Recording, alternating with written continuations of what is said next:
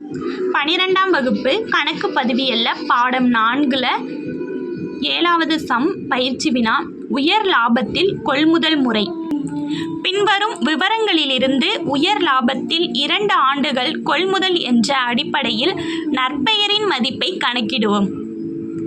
நிறுவனத்தின் மொத்த சொத்துக்கள் 5 லட்சம், நிறுவனத்தின் பொறுப்புகள் 2 லட்சம்.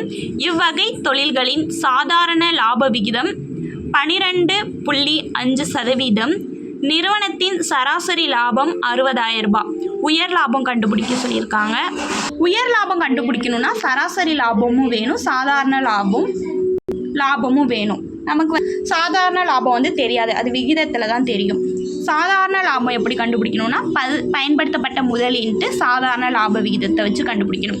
நம்மளுக்கு முதலுமே தெரியாது. அப்படிங்கிறப்ப முதலோட ஃபார்முலா என்னென்னா பொறுப்புகள் மைனஸ் சொத்துக்கள். பொறுப்புகள் எவ்வளோ கொடுத்துருக்காங்கன்னா 5 லட்சம் கொடுத்துருக்காங்க, சொத்துக்கள் 2 லட்சம் கொடுத்துருக்காங்க. இப்போ முதல் கண்டுபிடிக்கணும்னா பொறுப்புலேருந்து சொத்தை மைனஸ் பண்ணுறோம்.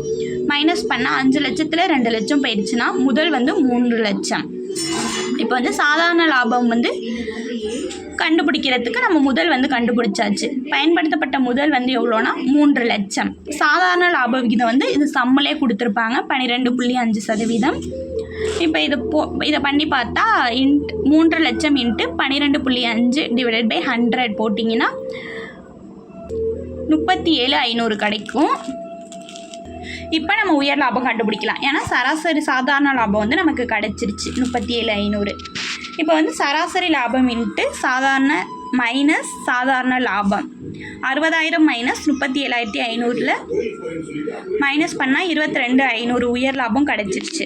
அடுத்து நற்பெயர் கண்டுபிடிக்கணும்னா உயர் லாபம் இன்ட்டு கொள்முதல் ஆண்டுகளின் எண்ணிக்கை.